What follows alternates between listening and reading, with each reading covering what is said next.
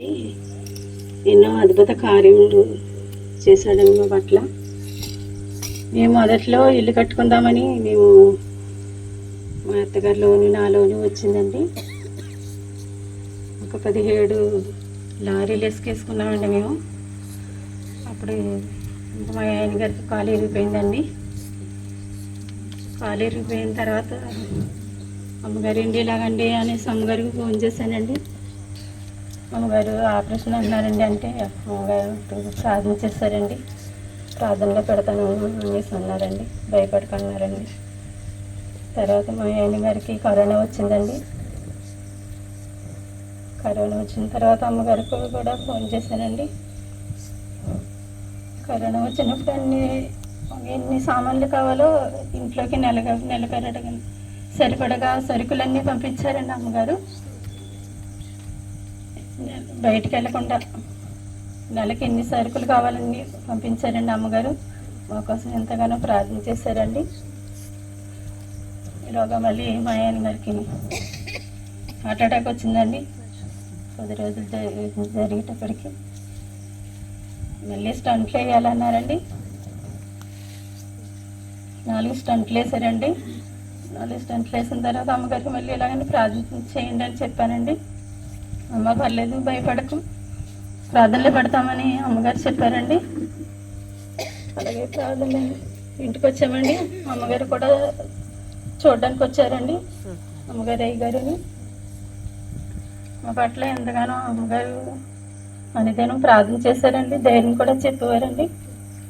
అలాగే ఇలాగా మా అమ్మగారు చనిపోయారండి. తర్వాత మా అమ్మగారు చనిపోయిన తర్వాత మళ్ళీ కొంచెం నాకు నీరసం చేసింది. నాకు బాగానే ఉంది అనుకునేటప్పటికీ మా మధ్యగారు చనిపోయారండి. ఆయన ఏమీ ప్రాబ్లం లేదండి. ఆయనకి మంచం మీద నుంచి మళ్ళీ ప్రొద్దుటికి లేవలేదంటండి. అలాగా మా ఆయన గారు ముందు రోజు బాప్తిజం తీసుకున్నారండి. బాప్తిజం తీసుకున్నారు అనేసి నేను ఎంతో ఆనందంగా ఉన్నారు. ఆ మల్లడే మా మధ్యగారు చనిపోయారండి.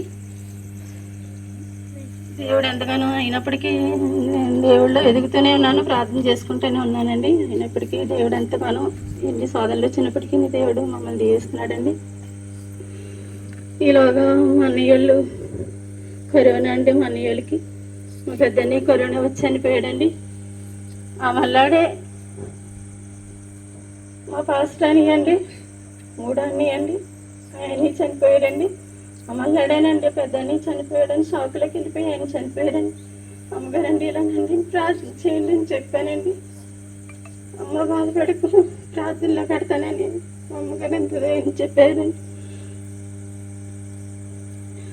అలాగే ధైర్యంగా ఉన్నానండి. నాకేమో రక్తం ఎక్కించారండి. తర్వాత నాకు బాగాలేదు, నీరసం చేసిందండి. అమ్మగారండి నన్ను ప్రార్థన చేయండి అనేసి అమ్మగారు ప్రదేశ్ నన్ను ప్రార్థన చేసేవారండి. తర్వాత నాకు ఇంట్లో బాగాలేదండి, బ్లీడింగ్ అయ్యేదండి నాకు. ఇక్కడేమో మళ్ళీ మా ఆయన గారు 2సారి కాలు ఇరిగిపోయిందండి. ఆ కాలు మా ఆయన గారికి దాన్ని బయటికి తీసుకెళ్ళడానికి ఆయనకి లేదు. మా అన్నయ్యలకేమో కరోనా, మా అన్నయ్యలేమో చనిపోయారు. నాకేమో బాగోలేదు. అయినప్పటికీ మా చిన్నయ్య అమలాపురం తీసుకెళ్ళాడండి నన్ను. నాకు గర్భంలోని మొక్కు తీసారండి. నాకు నీకు బాగోలేదమ్మా, నీకు అర్జెంటుగా ఆపరేషన్ చేయాలి, క్యాన్సర్ ఉందని చెప్పారండి. ఇటైపు మా అన్నయ్యలు చనిపోయారు. వాళ్ళకేమో కరోనా, మా మేళలకు కూడా కరోనా అండి. పరిస్థితులు అసలు బాగోలేదు. ఏం చేయలేమా అమ్మగారండి, నాకేం అర్థం కావట్లేదండి. అమ్మగారి దగ్గర చాలా ఏడుసానండి ఆ రోజు నేను. అమ్మ భయపడిపోయి, దేవుడు అన్నాడు, దేవుడు మంచాడు, మంచి కార్యం చేస్తాడని ఎంతగానో అమ్మగారి ప్రదేశం ధైర్యం చెప్పేవారండి.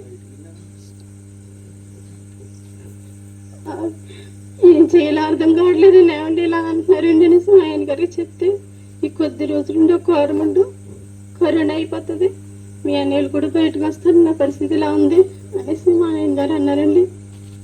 మా అన్నయ్యకి చెప్తే, అమ్మ 14 రోజులు అవ్వలేదు కదా, ఇంకని నాకు కూడా కరోనా వచ్చి అన్నయ్యలు చనిపోయారు కదా, ఇంకొక 10 రోజులు ఉంటుంది తల్లి అనేసి అనేసి మా అన్నయ్య కూడా మా చిన్నన్ని కూడా అలా ఆదర్చాడండి.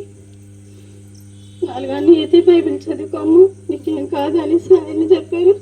మనకు అలాంటివి ఏవి రావు, మనకు దేవుడు నమ్ముకున్న వాళ్ళం అనేసి వాళ్ళు ధైర్యం చెప్పారండి నాకు.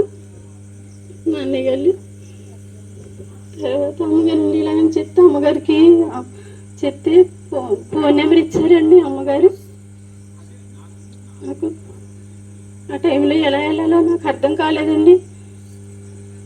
ఎవరైతే తీసుకెళ్ళి వాళ్ళు ఎవరు లేరు. 12 గంటలకి బస్సులు తిరగట్లేదు, ఏం తిరగట్లేదు అండి. రెండో కరోనా భయంకరంగా ఉందండి. ఏం చేయాలో నాకు అర్థం కాక ఫోన్ నెంబర్ అక్కడ పెట్టేస్తానండి బడి దగ్గర. చిట్టి గారు ఇచ్చారనుకుంటానండి ఆ రోజు, అమ్మగారు ఇచ్చారు నాకు చేతికి. ఆ టైంలో ఎన్నో టెస్టులు చేయించుకున్నానండి. ఆ రోజు నేను ఆ టైంలోని టెస్టులు చేయించుకుంటాకి వెళ్ళి ఒక్కదాన్ని వెళ్ళాలండి.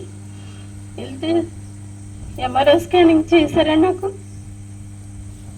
ఎంఆర్ఐ స్కానింగ్ చేయించుకుని రమ్మనేసి చెప్పారండి. నా దగ్గర 8,000 అవుతాయని చెప్పారండి.